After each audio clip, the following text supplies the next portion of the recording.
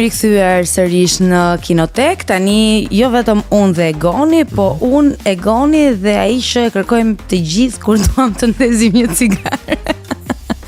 Bëj shaka.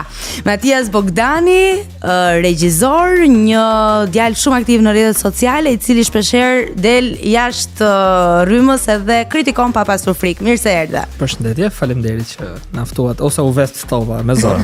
Po s'ka gjë, edhe të vetë erdhe, se unë jam e bindur ne do ta shijojmë shumë këtë intervistë. Shpresoj. Edhe një korrigjim, më falni se ndërpres shumë. Aspirant për regjisor. Si profesion regjisor, okay. Në praktik për sa kohë që s'kam bërë film akoma me metrazh gjatë, aspirant për regjisor në çfarë? A ke një diplomë ti?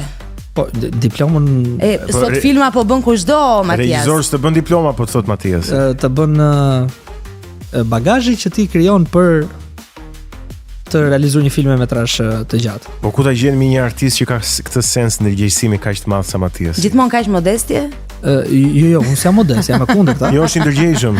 Por e di se ku është. Unë e them kështu që shoqëria në diku i ka problemet.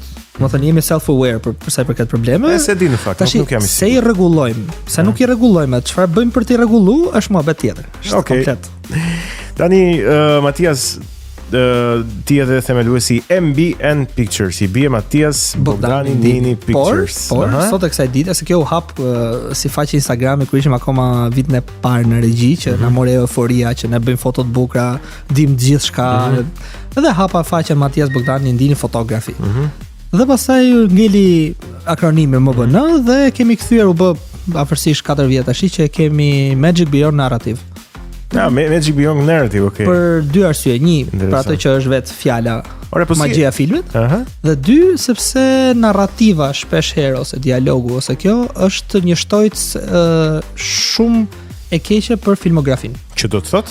Që do thot kinematografia kur u dhan fillim nga vëllezërit Lumière, me ardhin e trenit në stacion edhe daljen e pamja klasike, po. Nga fabrika, ishte pamje.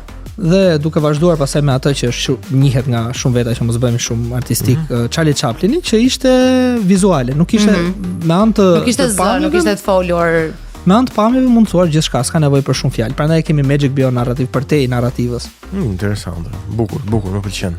Tani për te gjithçka dhe ne do kemi kohë për të folur për shumë gjëra. Një nga arsyet pse ti ke marrë vëmendjen time ka qenë emri në Instagram, Çakmaku. Pse Çakmaku? Atëherë. Ku diti që s'ka marrë edhe ku e ke cigaren? Cigareja është në punë, se ka një punë reale, nuk është artiste se puna ime, është me këmbtok. Por ne kemi kaluar adoleshencën në një lokal motorista ashtu në Tiranë.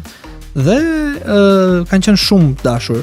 Na mbajtën, na mësuan shumë gjëra, duke qenë se ishin edhe më të mëdhenj moshë dhe ishin më adapt për një 16 vjeçare që mund të shkonte provonte shumë gjëra që s'do të provuar. Dhe aty ishte një kamarier i cili kishte sport marrjen e çakmakëve dhe pash si sfidë personale. Mora 200, po them huazova, 220 çakmak për 2 muaj si sfidë. I ktheva mbrapsht, dhe atë ditë që i kam kthyer mbrapsht, kam qenë shinjesën lëvizje me disa çakmak. Dhe filloi loja Pokemon Go para disa vitesh, ose keni parasysh, dhe dilshim kështu 30 veta, 40 veta bashkë, takoshim një grup tjetër me 50 veta. Edhe mban emrin që kisha në Instagram ashtu dhe janë gjitën dhe rejas cigaria. Duke qenë që edhe ashtu e mbajtën, pastaj nuk e ndryshum. Ajo pik më për 4 është për videon, kurse pik row është për fotot row që. Keni gjetur një kombinim shumë të mirë dhe shumë goditës realisht. Ato çakmakët i ktheve, i ktheva 200 çakmak, 220 çakmak i ktheva. Ti goca u lodh dhe kur i pati. Kam humbur goxha respekt, minus goxha respekt. Po mundohemi akoma edhe mbas disa vitesh ta rikthej. Po flasim 16 vjeç, 17 vjeç, thjesht ka ngel pasaj. Janë ca aventura të moshës. Reputacioni është përmirësuar, besoj. Po patjetër. Po besoj që varet reputacioni nga vjedhja disa çakmakëve. Ne bëjmë çdo ditë. Nuk e diti se sjerit në lokale çuna ashtu. Ishte, domethënë, ishte edhe kjo ligji që po të rëndonte çakmaku, nuk shifas me sy, jo më ta prekje. Po, bësh shinjestër me vërtet lëvizje pasaj. Për të njohur pak më mirë, si nisi kjo dëshira për të bërë atë që bën sot? Atëherë, ime më është shkencëtare, hidrometeorologe, inxhiniere hidrike dhe duke thënë këto fjalë më ndash 2 vjet të mësoj, si thuan. Dhe nuk është se kisha prirje shumë të madhe të ulesha dhe të bëja diçka për më shumë kohë ulur të përqendrohesha, pavarësisht se në fizikë kam qenë shumë i mirë, as 10, dhe shumë veta mendoshin që duhet të shkosha te diçka logjike siç është fizika. Nga ana tjetër i mat ka qenë gazetar të jetën e vet.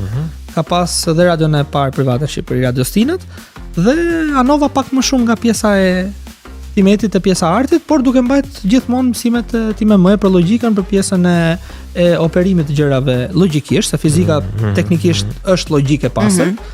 Dhe duke kombinuar të dyja botët, shpirt pak më i lirë artistik dhe prindrit krijuan një lloj gjatë rritjes time, një lloj environment shumë të ngrohtë, në kuptimin që më mbajtën si shok, po duke u munduar që të më jepshin edhe atë idenë që pritse ne kemi autoritet, po njëkohësisht qofse do e prishësh punën më shumë se ç'duhet, do ndërhym, po jo. Pra, një marrëdhënie e shëndosh ku nuk mungon, po themi një komunikimi mirë i prindit me fëmijën, po nga ana tjetër edhe rolet janë të qarta. Patjetër, edhe fëmia me prindin ndërkohë, se kam qenë arrakate dhe nuk lija dy kurbazhe, shumë probleme i kam hap me këto gjërat, po probleme pa zarar. Okej. Dhe e thash këtë sepse më ndihmuan shumë që të zgjidhsha diçka që kisha qef, dhe e dija shumë mirë që nëse nuk do funksiononte, direkt do kishin ndërhyr për të futur aty ku donin ata, që ishte marrveshja që ne bëm. 5 vitet e para të regjisë tush, që u munduam të hapshin dhe studion dhe bëra gabim dhe mirë që e hapa në 19 vjeç, sepse gabim normal isha fëmijë dhe nuk dija të operoja një biznes apo një çdo lloj gjë që ishte ajo në fillim, si ishte thjesht një grupim. Okej. 3 freelancera që quheshin si studio. Pastaj e mira është që pata njohuri pak më herët, ato brylat, ato gropat i kalova pak më herë se duhet i kaloja, dhe me ndihmën e partneres, me ndihmën e prindërve, shoqërisë të gjitha që sot e kësaj dite janë shokët që i kam njohur prej social medias, janë dhe kolegët tanë dhe shokët e ngushtë njëkohësisht, e ngritëm në këtë gjë që sot prap jemi të vegjël si studio, jemi të vegjël dhe në profesion, se na duan dhe minimale 10 vjet që të kemi informacionin që na duhet për dal tamam të thënë që kemi bërë diçka, dhe njëkohësisht na duhet dhe filmetrazh gjatë që të themi që prit se jemi tamam kinematografi, domethënë. Është vërtet.